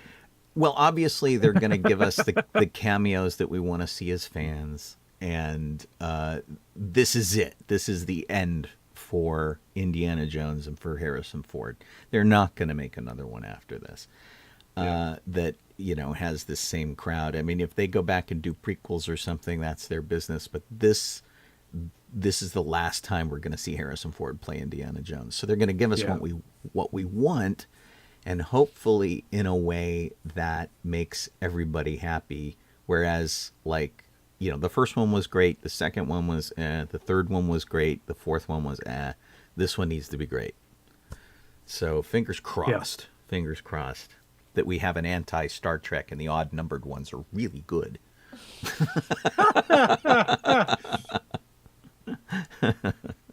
Damn. Sean, you want to take the next? I surely Section. will.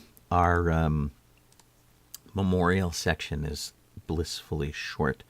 I'm always very happy when we don't have too many names on here. Tim McCarver, who is a two-time World Series champion, became a award-winning broadcaster, passed away in Memphis at the age of 81. Natural causes in the form of heart failure.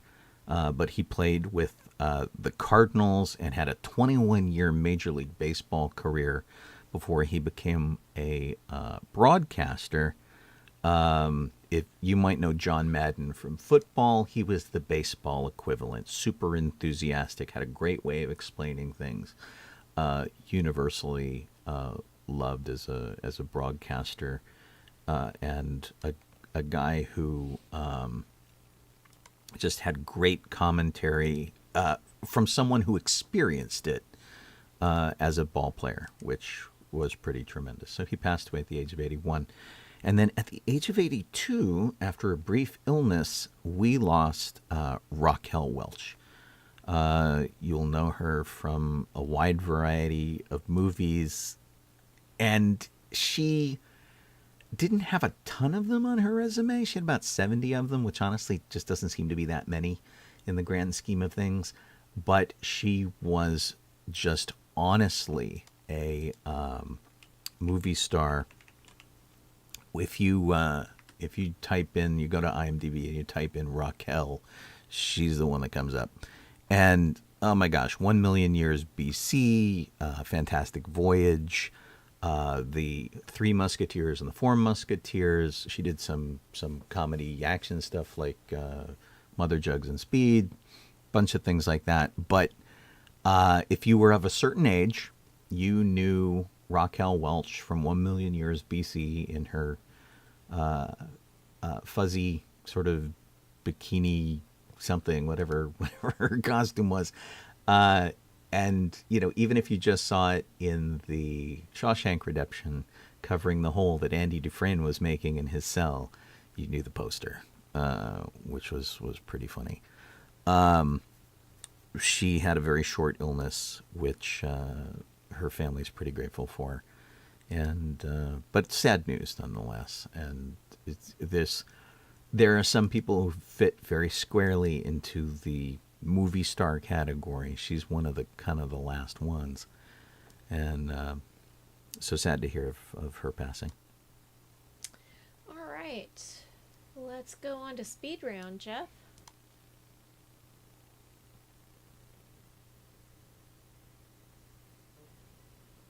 I think you need your volume, Jeff. And I hit the button. Dope. I often hit the button when you're doing that because I don't want funny noises here going on during that. When you're doing those. Fair enough. No worries. Kevin Feige, of course, for some reason, somebody got to talk to him for a bit, and he has a little bit of news on Spider-Man 4 and Harrison Ford in the MCU. As for Spider-Man 4, all he really has to say is that the writers are working on it right now. So, I'm not really saying, I'm not reading off what he's saying. I'm just giving you the gist that the writers are working on it now. And apparently, Harrison Ford, because he's going to be in the new Captain America movie as General Thaddeus Ross taking over for John Hurt. That's going to be interesting. Yeah. So, but the funny thing is, and this is, I guess this is a spoiler, not really. You'll find out, I'm sure, in the trailer, whenever they get around to it, is that he's playing the president in the new Captain America movie. Huh.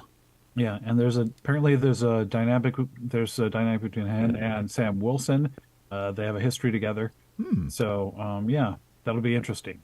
See how that comes about. Does he get to say the line, "Get off my plane"? I know. I hope so. Like on the Quinjet or something. Right. Yeah, that would be great. I want to talk about the Super Mario plumbing commercial. Oh my God, that was funny. Did you call the number?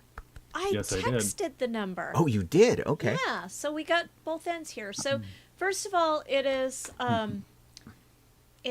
a Super Mario's plumbing commercial, and it's like a plumbing commercial with the Super Mario characters. Yeah. And it's one of those cheesy local commercials. Yeah, and it's the voices of the characters from the upcoming film too. So it's not like the original Mario; it's the guy that's playing him in the movie. Right. So what did you guys? What did you guys get when you called the number? I'll tell you. I'll play it for you real quick. Okay. Let's see here if I can make this do its thing. Yeah. Thank you for calling Super Mario Brothers Plumbing. It's me, Luigi. If you need service, please text us at the same number you just called, 92955-MARIO. That's 929-556-2746. Message us about any issues wherever you live, house, condo, mansion, and we'll be sure to text you back right away, because at Super Mario Brothers Plumbing, we don't say let's wait, we say let's go. Oh, and check our website, snbplumbing.com. We're still working on it, so more updates to come. Bye-bye. So I texted, that's I what I need a got. plumber to 929-556-2746. Uh-huh. And Yeah. I got a link to add your contact to Super Mario Brothers Plumbing. And it says you will get... you agree to community's terms of service and consent to receive recurring messages at the number above, which may be marketing or automated from or on behalf of Super Mario Brothers Plumbing via Yeah. community. Right. And then they said, thanks for your interest in Super Mario Brothers Plumbing. We're a family-owned and operated business providing white glove plumbing services to Brooklyn and Queens. Please click the link to sign up to get exclusive updates, service offerings, and more. I'm not sure I want to get their exclusive offerings. Which is kind of why I called instead of sending a text. Yeah. But yeah, it could be I interesting. haven't decided whether, but I don't want to get texts. Right. So, Right. That'd be fun. That's funny. oh, but actually, it's interesting. There's no spot to put your phone. Oh, there is a spot to put your phone number. Oh, okay. The website's kind of fun, where it's sort of a 1990s kind of website looking thing. It's very low rent, and there's a whole bunch of bad reviews on it. The good review is from their mom, apparently, and the bad reviews are from other people. And I they think seem I noticed the reviews. they seem to imply that the Mario Brothers used to work for like Bowser, I guess, and then Yeah. they left to form their own company, and that didn't make them very happy. Anyway, it's kind of cute, and you know, of course, we're trained, well trained now, I think, to anytime we see a phone number to call it. Yeah. Yeah, it's gonna text me if I fill this out, so I'm gonna decline Okay. to do that. I would take it for Oh, the man. emails, but I'm not gonna get texts. That'll make me crazy. Right. That's not good. Sean, what do you want to talk about? I'm going to talk about Bruce Willis. It was announced today that they finally have an actual diagnosis for Bruce. If you know, lately he's been really powering through a wide variety of kind of cheesy movies because he's hoping to build a bit of a nest egg for his family. He's been suffering for a while from aphasia, and they didn't really have much more information than that. They finally announced that he's got frontotemporal dementia. It's also abbreviated to FTD. And they're, of course, everybody's really sad, but they're glad to actually have narrowed it down to something so that they can take some kind of action with it. The Association for Frontotemporal Degeneration is giving updates there because they're hoping that he will bring awareness to this, and of course they're hoping that they can do something.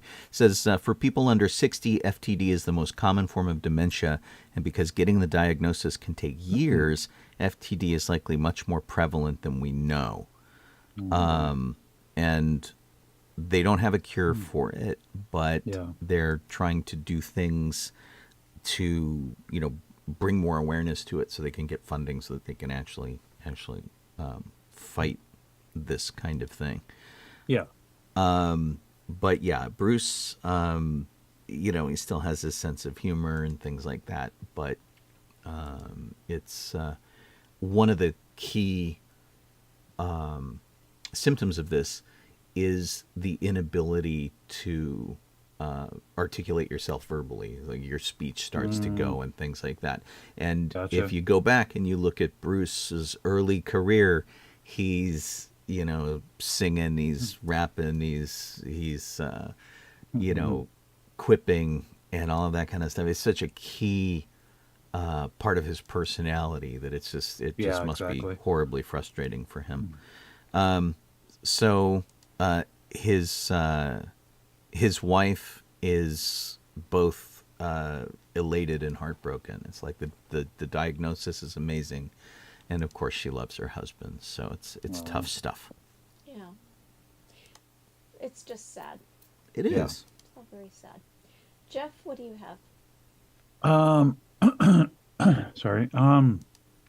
Another bit of Marvel, and it's rather short actually. It's quite frankly that Jonathan Majors, he wants Kang to fight Iron Man. So, and you think, well, Robert Downey Jr. left, he's not coming back, whatever. But story wise and everything, they could easily do that because Kang is a time traveler. He, that's what he does. He goes back and forth in time, whatever. So, I guess they could, or they could do some other universe thing, but that's just what he wants to do. I don't know what their actual plans are, but it would be interesting. I wanted to talk about an article that I saw that said that Blackadder is returning, the TV show. However, what it really is that the comic relief special, Red Nose special, that they have out of Britain every year, does little comedy bits. And so this is a sketch of Blackadder that is put together by co-creator Richard Curtis, starring Tony, what is Tony's last name? Robinson. Tony Robinson, who always played Baldrick. And they don't think that Rowan Atkinson's going to be in this one. And there's no mention in the article of the other people who were in it. Tim McInerney, Miranda Richardson, Stephen Fry, and Hugh Laurie were the most frequent other people in the episodes. And the problem with that is that everybody from Blackadder went on to become insanely famous, except for Tony Robinson. Everybody you just listed has had a crazy career, right? So getting Baldrick to come and of all the characters, I love Baldrick. Yeah, and I used to sort of ape him at Ren Fair, wander around to be Baldrick Dopey, which was a lot of fun. So I'm down for this, and they've done some really great specials too. They had a Downton Abbey one that they did.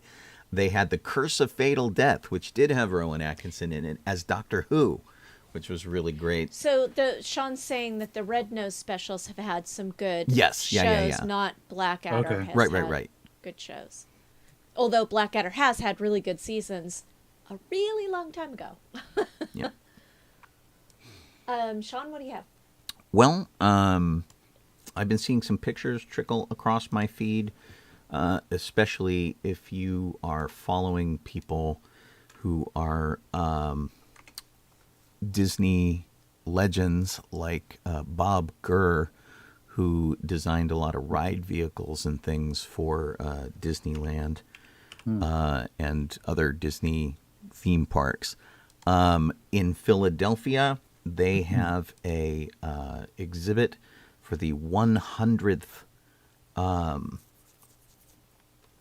anniversary of the Disney Company, and the event that they're doing, this exhibit that's going to tour, and it's having its premiere in Philadelphia, has more than 250 of what they consider crown jewels, which are very rarely seen original artworks, artifacts, costumes, props.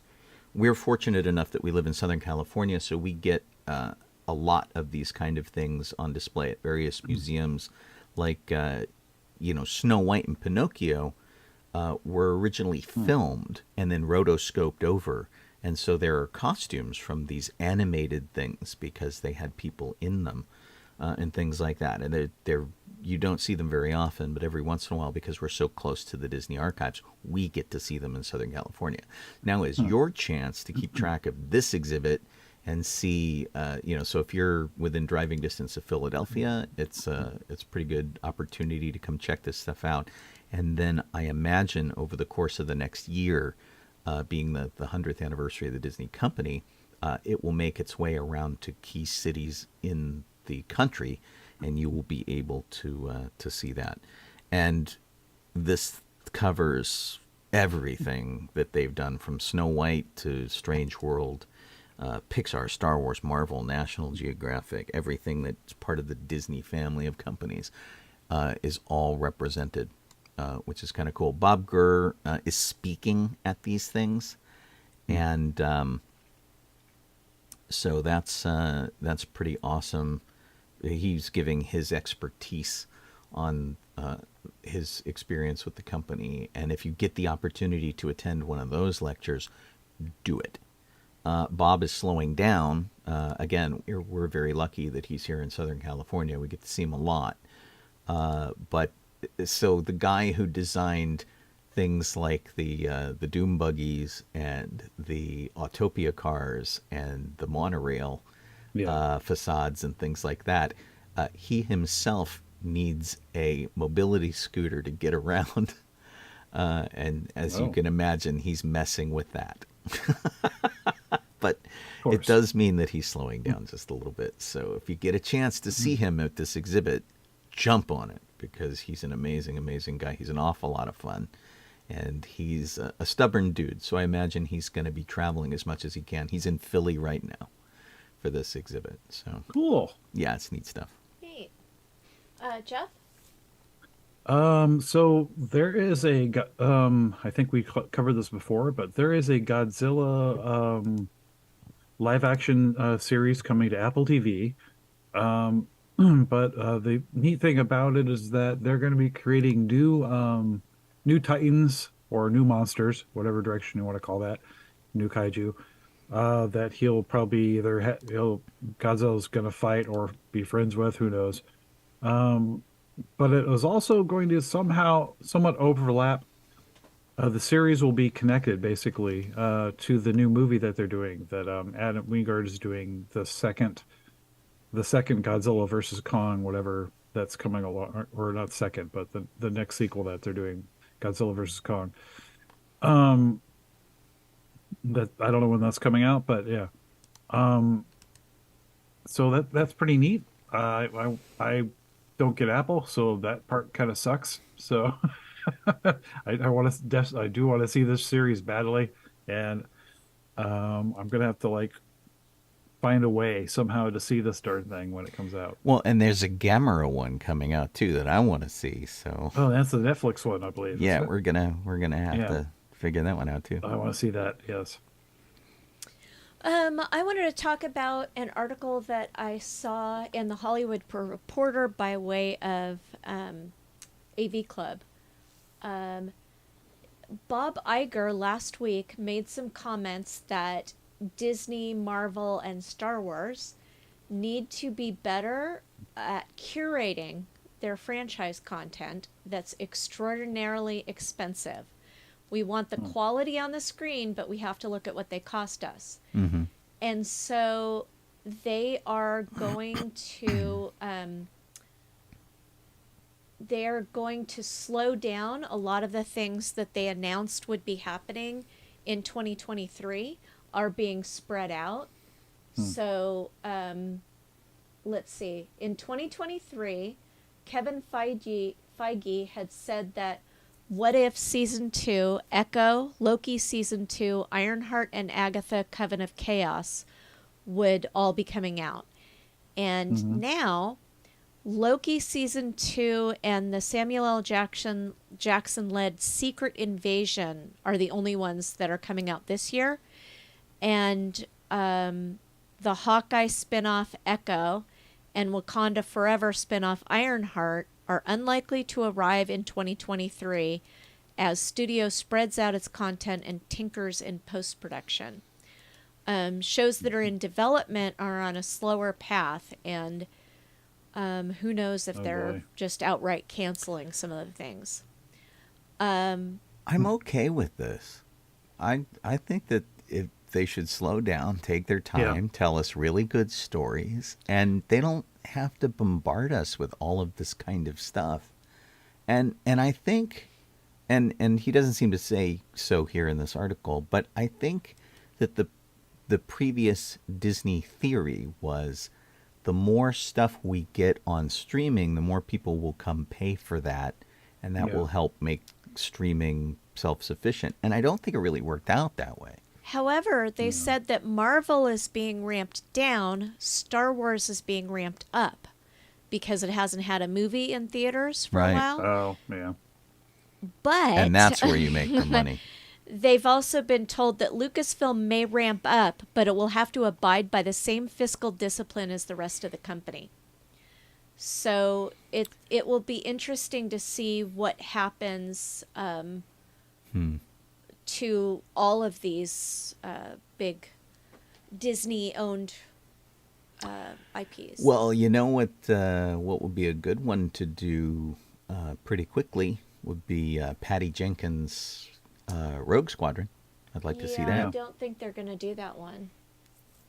Well, we'll see. Yeah. In this article, it says, May never. having had false starts with Patty Jenkins' Rogue Squadron, which may never materialize.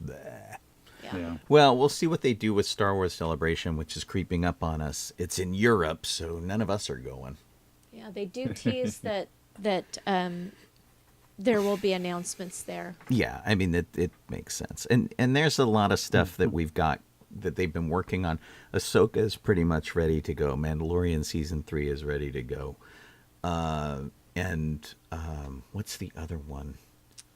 Acolyte, I think, is the other one. I just had it right in front of ready me. to go. Ouch. Yeah. And the Skeleton Crew thing, I think, is wrapped. Yeah. They just need to, all of these things take special effects, which need to be done. So, Yeah, it says Mandalorian, Ahsoka, and Skeleton Crew. okay. Yeah, we'll see how it goes. But I'm cool with them. Gosh, they don't need to keep us in new stuff every time because, No. I mean, you, Jeff, and me, especially being Star Wars fans, we got a movie every 3 years. Yeah, I liked having a space in between those. Right. I mean, for Marvel, putting one Marvel movie out every couple of years probably not a good idea, but No. maybe one a year or something like that is a little better than doing several. Right. Like just chalk it, clock it back a little bit. Yeah. Well, and I think that part of the fun of speculative fiction, and I know that Star Wars is mostly space opera, but it falls into sci-fi or speculative fiction. Part of that is the discussion of it. What are they going to do next? What did we just learn, and how is that going to play into the larger universe? That kind of thing. And if they just keep giving us story after story after story, we don't get a chance to discuss this stuff and ruminate on it and go, what's coming next? And I remember being a kid and going, holy crap, is Darth Vader really Luke's father? That can't be right. And we talked about it for 2 years. Yeah, spoilers for a 40-year-old movie. Right on. Anyway, I think their ramping down is just fine. I don't have a problem with that. We're about at the top of the hour here. Yeah. Why don't we do our check, and then we'll talk about what we're doing for the weekend as we say goodbye. You're listening to us on sci-fi.radio. If you can't see us but can only hear our voices, you could be watching us on Facebook, Twitch, or YouTube, which we think is really awesome. If there's a way for you to click something and let us know you were there, we're grateful when you do that, because that's how we know that you were there. Kit, Boba-Kit Sovine, does our control document and posts our links and things. She maintains the DB94 page with funnies and news stories and things like that. Very grateful to her for the work that she puts in. We don't get paid for this, none of us. So, No. and it's a lot of work for Kit, and she Not a does it anyway. dime. And of course we'll be back again next week to do this all for you. Oh. Next week I may not be on. Oh yeah, That's Rosella's actual birthday, so we may be doing something. that okay. actual night. Well, I will let you know. all right. We'll represent you with a hand puppet or something. It'll be fine. I'm Colleen Kaylee Crosby. This is just a little Donoho. I am Sean Obi-Shawn Crosby, as always. May May the the force force be with you. you. All right, what's everybody doing this week? I'm going to Gallifrey. Oh wow. Okay. I'm going to Gallifrey, which is the Doctor Who convention, which is sold out. Sorry, Let's guys. see. Yeah, I'm seeing the Quantumania tomorrow, and I believe Sunday is Knots. Oh, right on. Fun. Yep. Very cool. You're seeing it on Saturday, Yeah. right? Saturday. Tomorrow's sorry, not Friday. Tomorrow. Yeah. Sorry. No worries. Yeah. I know what you meant. I'm working tomorrow. Dang it all. Yeah, sadly. And hey, to all of you guys hanging out over in the chat, we appreciate it. Allison Lockhart, she's working opening weekend of Super Mario Land. Wow. Wow. Cool. That's going to be crazy. Good luck, fingers crossed. Yeah, watch out for Goombas, or, whatever. But yeah, we hope all you guys have terrific weekends. If you're at Gallifrey, come by and say hi. I think we'll be at the costume repair station. I don't believe I'm DJing a dance, so unless that changes when I'm on site, which will be a big surprise to me, we're going to be at the costume repair station helping people get their gear patched up for the rest of the con. So hopefully we will see you there Saturday and Sunday, and we will tell you all about it next week. Bye. Good night, everybody. Good night. Good night. Good night. Good night. Good night.